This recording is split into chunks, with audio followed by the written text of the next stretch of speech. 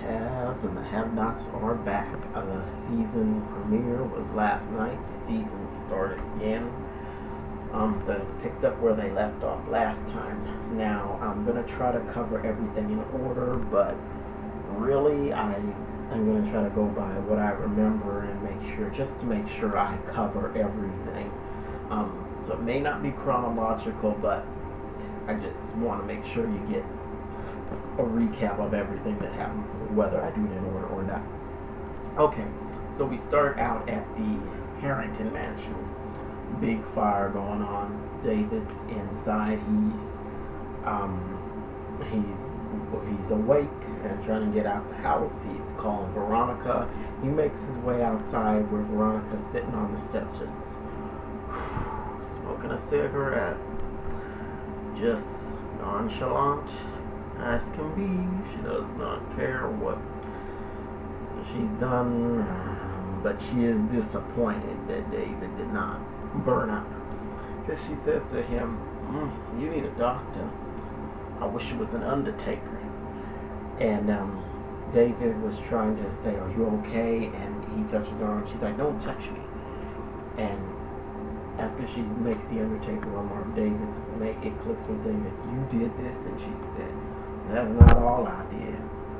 Using kind of a sort of a squinty-eyed, sort of side-eyed look like.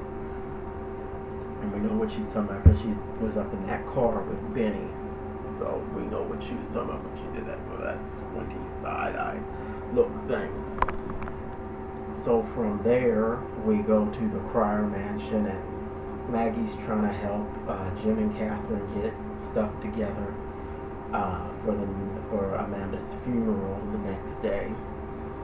And she says the press will be there. Jim's mad about that. He doesn't want to deal with them, but Maggie says there's nothing I can do. I can't keep them away. Which is, freedom of the press. Can't keep them away from that event. At least the way it's structured. I guess it looks like they're going to have the funeral outside, so they couldn't keep them away.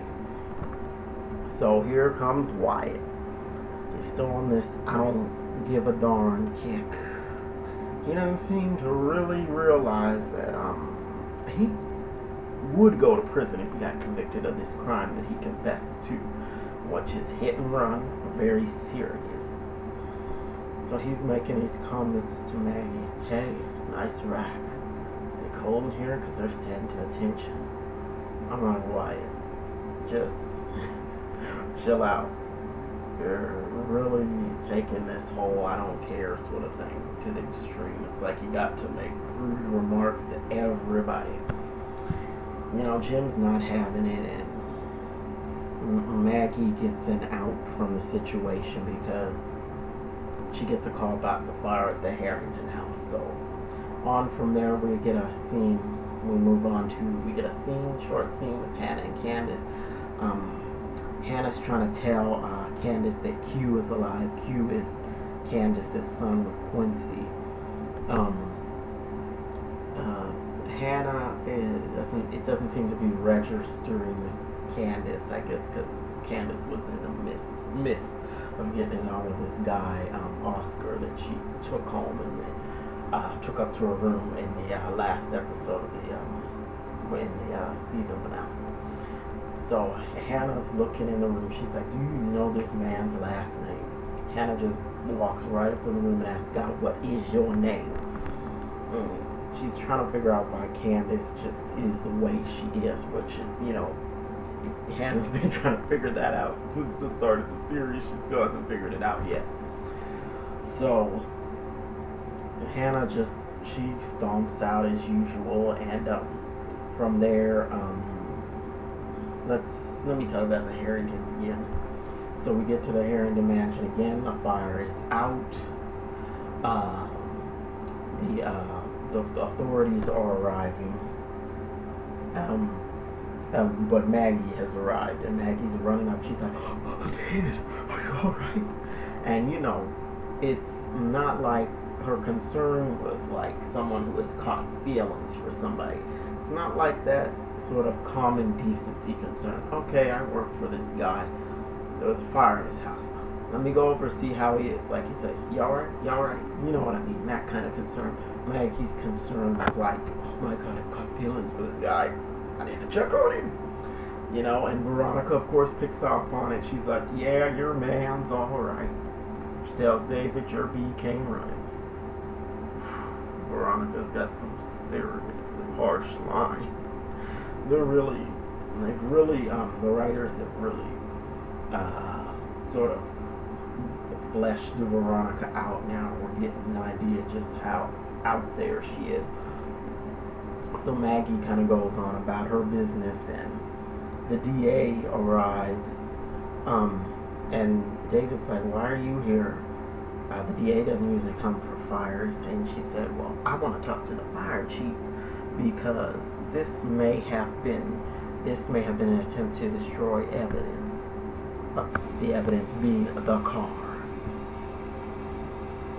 And the car probably isn't even there. Veronica probably is smart and hide it at her house, but Veronica's like, well, I just lost my home and you come here with this? Get out, get out.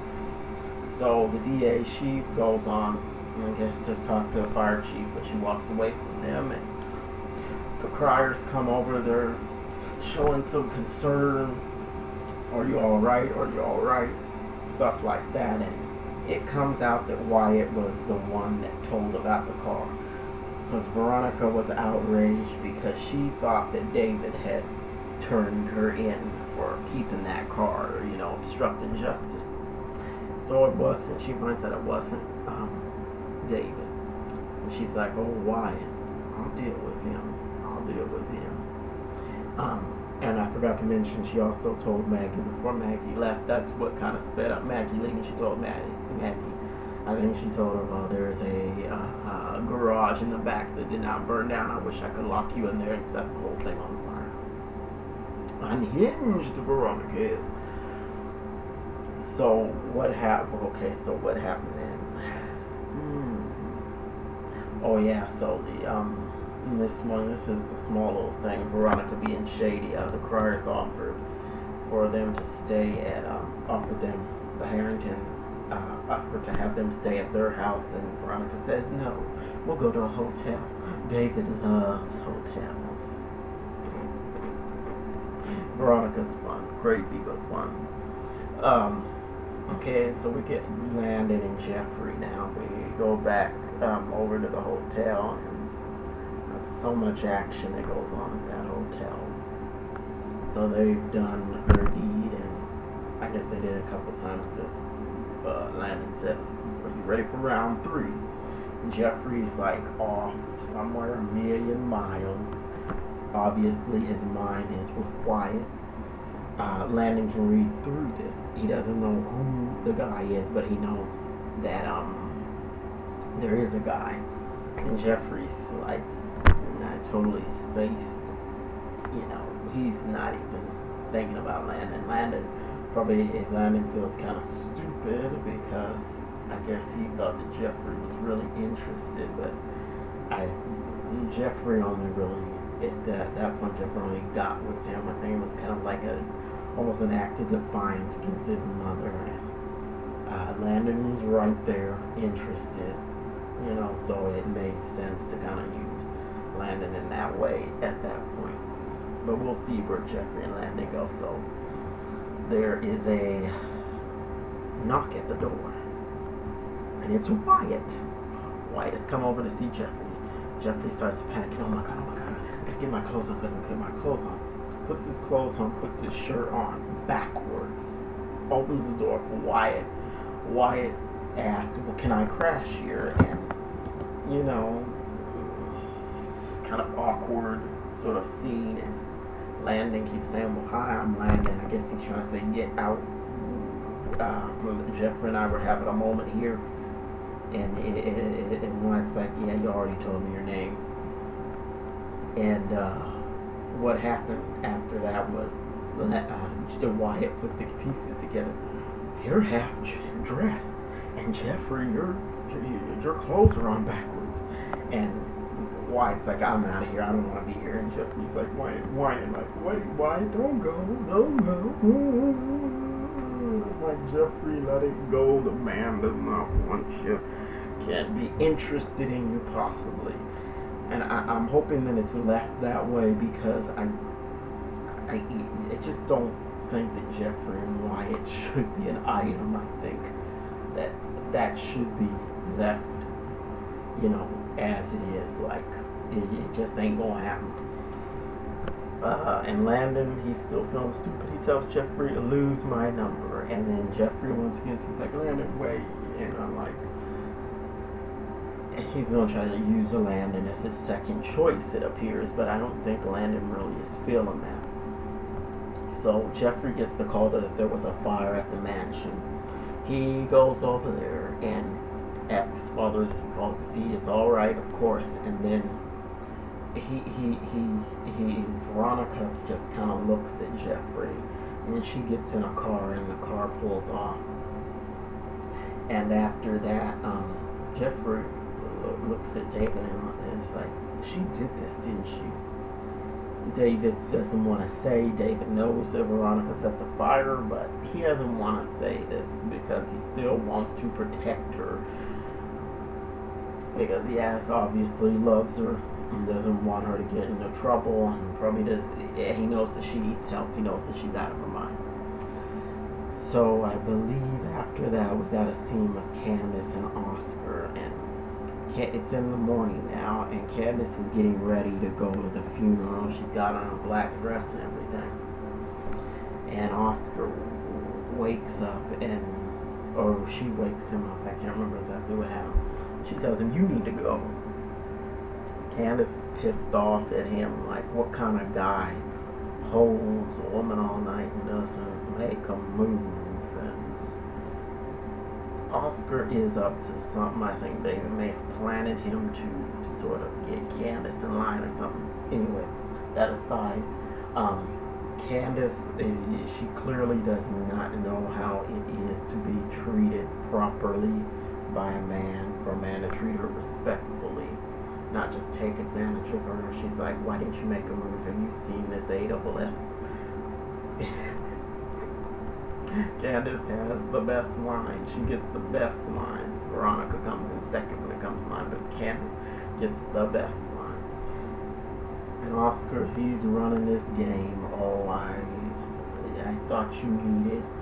I didn't think. I thought you needed to be held or whatever. And I'm like, oh, he's running some kind of game here, but perhaps it will turn into something, good for Candace. I don't know what direction this is going in, but we shall see. So, Benny, this is over at Hannah's house. Benny's making a phone call, and he's inquiring about Quincy's bail. How much is it to get him out? He pretends to be Quincy's brother. Quincy's bail is set at $5,000. Benny asked to borrow some money from Hannah, so it seems like he's trying to get Quincy out of jail. I don't know what his angle is. He says he's trying to find Q, but I don't know exactly why unleashing Quincy would be a good idea. Hannah comes out of the back. She's ready for the funeral, dressed in black, and she's gonna head on over and to the firehouse. And before she can do that, there's a knock at the door. It is Candace. Candace comes and asks if Benny is all right. She doesn't inquire about Hannah. The animosity there kind of prevents her from doing that. So she does ask Hannah about Q, and did you see him? He's alive. A smile comes over Candace's face, and this is one of the times I've actually seen Candace genuinely happy. Most of the time she's kind of like, she gets happy about the money, but this time she was actually happy about a person, something more substantial than money, something with more of a meaning than money, and that is her child. So Hannah says, well, he looked thin, like he hasn't been eating, and Candace stops smiling there, and she's getting worried. Hannah says she's going to find Q, and and Benny wants to find him too, and I don't know how Benny's gonna find the grandchild, but the grandbaby, but we'll see what he does, what he has up his sleeve. Then Hannah notices that Candace is dressed in black, and she's like, "Where are you going all dressed in black?" It's kind of like Hannah already knows what Candace is up to, but she just wants to confirm it. She says, "I'm going to Amanda's funeral." Hannah's like, "No, you're not." And Benny's like in the middle trying to be like the buffer, and because Candace says, "We were friends," and Benny's like, "They were friends, so she should go." And it's like, you don't know the half of it. So Hannah she tells Candace, "If you show up at that funeral, it's gonna be me and you." And she shoulder bumps Candace as she leaves, and I'm like, Hannah's got a little bit of thug in her to do that shoulder bump as she left. So then he's like with Candace, he's like, "Y'all gotta be at each other's throats all the time." Oof. So, and Benny's about to get a little more. He's about to get into some drama of his own because he's in this stuff with Veronica now. Veronica gets a call from him while she's at the Pryor mansion, and she's like, she had talked to Catherine and told Catherine, "Well, I got Neiman's to open early so I could get a dress, nothing like a new dress to make you feel better," or something like that. I can't remember quite what the line was, but she gets a call from Benny, and she excuses herself. The whole time she's on the phone, she keeps looking around, trying to see if anybody's paying attention. She starts talking breathlessly to Benny. "Call me, Veronica. I told you you could keep the car." Benny is apologizing for what happened, and she said, "You don't need to apologize. I made the move on you." And she offers for it to happen again, to make it happen again. Benny's like, but you're married. And she persuades him by saying, "Don't you want to see what else I'm capable of?" Veronica's just really determined to stick it to David here. She's determined to do that. All because of that whole thing with Maggie. So, let's see. So Benny agrees to meet with her later on, and so Benny's getting caught up in adultery. Hannah will love that. Both of her children will have been messing with married people. Great for church-going Hannah. So, Veronica and David, they have a scene there at the Pryor mansion where she's got to get in some digs about Maggie. She asks David if Maggie picked out his. He says, "I know I keep a few things in secret." He's trying to do his best to make this work. Veronica's very angry. She wants to stick it to David. She's not saying it outright, but or I should say she's not saying outright how she's planning to stick it to David, but we know what she's going to do to stick it to David. And it involves Benny. So, let's see. Got to remember what else happened. I'm probably missing something. Okay, so the last scene that I remember is, okay, so Hannah had already arrived at the Pryor mansion because she breaks up the fight between Jim and Wyatt because Celine comes in and she's whining, "Oh, Jim, we had a deal. How could you fire me?" Wyatt is calling Celine all kinds of names, whore, trash. He was just going in on her. And Celine's like, "How can you let him talk to me like that? How you let Catherine drag me around on the floor and whining." She's got Jim's face like this, and the whole time he's like, he doesn't even want to look at her. She's throwing herself at him like they had some great love, but for Jim, it was just another conquest. So Celine didn't understand that, obviously. Wyatt keeps pushing. Finally, he says that Jim wasn't much help to Amanda, and that sets Jim off. He goes off on Whitey, starts beating him, just beating him really bad. Hannah comes running downstairs. She breaks up the fight, and she's like, "What's going on here?" And Celine's like, well, "He deserved it." And Hannah's like, "Nobody deserves that." And she looks at Celine, "What are you doing here with your crazy A anyway?" Hannah's not having it from Celine, not at all. So then Jim, Wyatt gets, Hannah is tending to Wyatt, not tend to his wounds, and he gets ready to tell her that he did the hit and run, that he committed the hit and run. That's how the episode ends.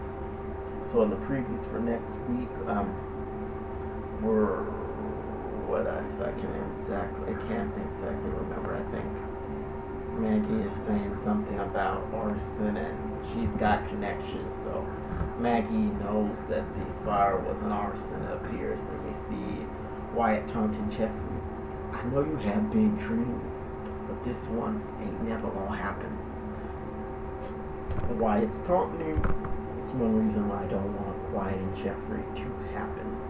I think it's much better to keep that where Wyatt is not going to just magically become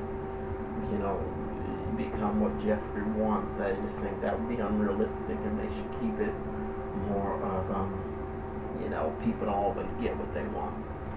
But all in all, it was a pretty good season premiere. Looks like the rest of the season is gonna be pretty good. I think the show has really hit its stride. The plots are flowing really well.